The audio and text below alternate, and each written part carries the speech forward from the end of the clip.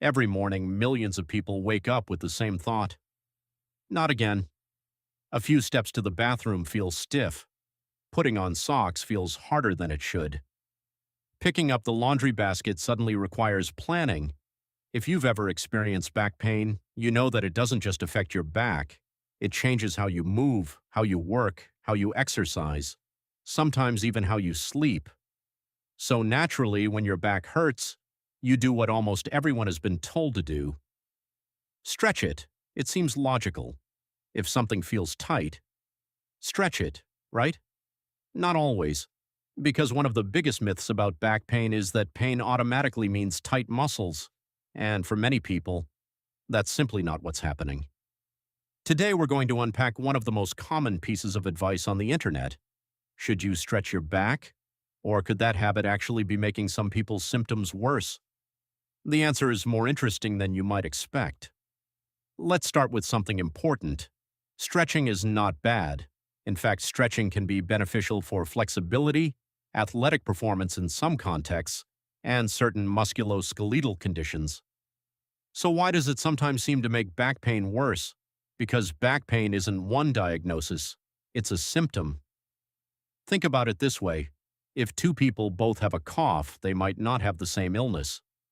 One could have allergies, the other could have pneumonia. The symptom is similar, the cause is different. Back pain works much the same way. Pain can arise from muscles, joints, discs, ligaments, nerves, or a combination of factors. Sometimes it's also influenced by sleep, stress, physical activity, or how sensitive the nervous system has become after an injury. That's why the same piece of advice doesn't work for everyone. When people say, stretch your back, the better question is, stretch it for what? Here's something fascinating. Pain and tightness are not the same thing. Sometimes a muscle is actually shortened and less flexible. Other times it only feels tight.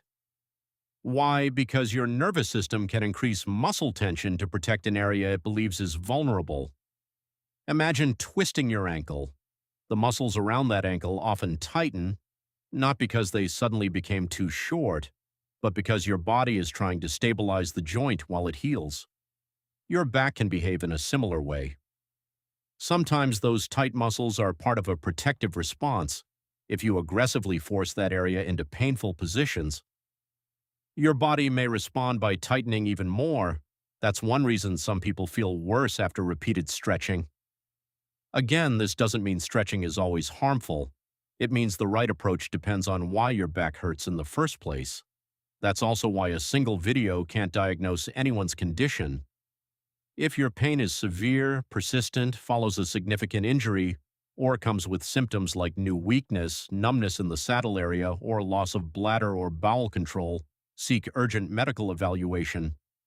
So if stretching isn't always the answer, what should you do instead? Surprisingly, one of the simplest tools may also be one of the most overlooked. We'll explore that next. So if stretching isn't always the answer, what is? For many people, it's movement, not extreme exercise, not lifting heavy weights, not running through pain. Simply moving.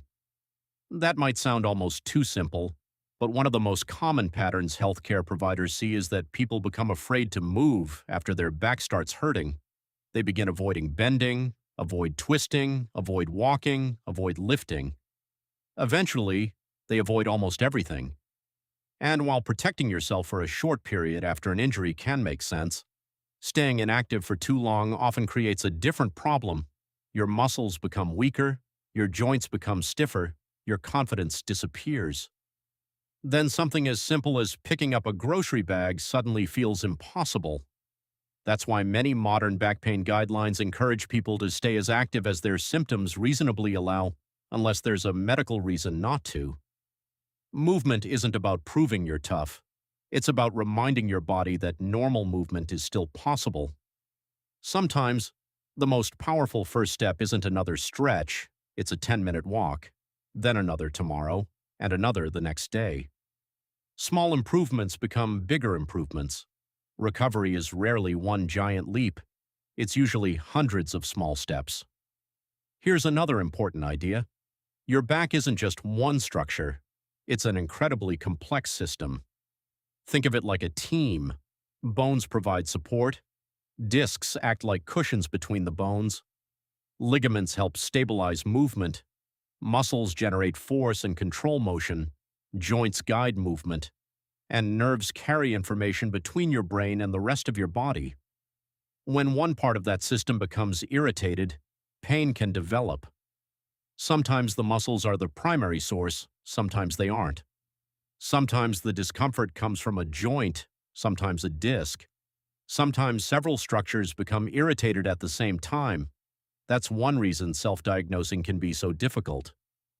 Pain doesn't always point directly to the exact tissue that's involved. For example, pain can sometimes spread into the buttock or thigh even when the problem isn't actually located there. That's called referred pain. Your brain is interpreting signals, not reading labels. That's why understanding the whole picture matters much more than assuming every ache has the same cause. The internet loves simple answers.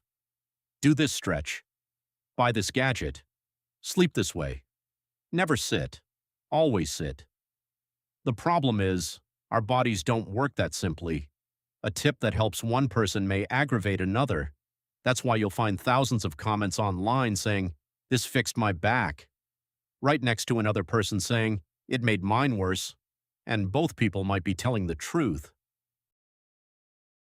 At this point, you might be thinking, so are you saying I should never stretch my back again? Not at all. Stretching isn't the villain. In the right situation, at the right time, for the right reason. Stretching can absolutely be part of a healthy recovery plan. The key isn't asking, is stretching good or bad? The better question is, what is my body trying to tell me? Imagine you've been sitting at your desk for 6 hours. You stand up, your hips feel stiff, your hamstrings feel tight. A gentle stretch feels comfortable. After a few minutes, you move more easily. That's very different from forcing a painful stretch into an already irritated lower back that responds by becoming even more sensitive. Your body is constantly giving you feedback. The goal isn't to ignore it. The goal is to listen to it. Pain that rapidly increases during a movement, pain that lingers for hours afterward, or pain that consistently becomes worse every time you perform the same exercise. Those are signs that it's worth stopping and reassessing. Sometimes that means modifying the movement, sometimes trying something different, and sometimes it means getting evaluated by a qualified healthcare professional. Recovery isn't about proving how much pain you can tolerate, it's about making steady progress. Here's something that often surprises people. The goal of recovery isn't to create a perfect spine. In fact, many people with completely normal lives have disc bulges, arthritic changes, or other findings that appear on imaging, and many of those people don't have pain. Likewise, someone with very little change on imaging may have significant pain. That's because pain is influenced by far more than one picture. It's affected by movement, sleep, stress, physical conditioning, past injuries, and the way the nervous system processes information. That's why successful recovery usually isn't about finding one magical exercise. It's about gradually building confidence in your body again. Walking a little farther, sleeping a little better, lifting something that felt impossible a few weeks ago. Those moments matter. Recovery often happens quietly, not overnight, not all at once. One good decision at a time. Most episodes of back pain improve with time and appropriate care. But there are situations where you shouldn't simply wait it out. If you've experienced a significant fall, a major accident, develop a fever along with severe back pain, have unexplained weight loss, progressive weakness, or changes involving bowel or bladder control, those symptoms deserve prompt medical attention. Fortunately, those situations are much less common than routine back pain, but knowing the difference matters. Understanding when to seek help is just as important as understanding when to stay active. If you remember only one thing from today's episode, let it be this: back pain doesn't automatically mean your muscles are tight. Stretching isn't automatically the answer, and your recovery shouldn't be based on what worked for a stranger on the internet. It should begin with understanding why your back hurts in the first place, because when you understand the problem, you can make better decisions, and better decisions, repeated over time, can lead to meaningful progress, whether you're taking your first walk after a painful week, returning to the gym, or simply getting out of bed a little more comfortably. Those victories count. Recovery isn't about perfection, it's about progress. Thank you for watching the very first episode of Back Pain Academy. If this video helped you better understand your back, subscribe to Dr. Recovery. Every week we'll break down common myths, explain the science behind pain, and give you practical, evidence-informed education to help you move with more confidence. In the next episode, we'll answer another question that millions of people ask every year. Do you really have sciatica, or could it be something else?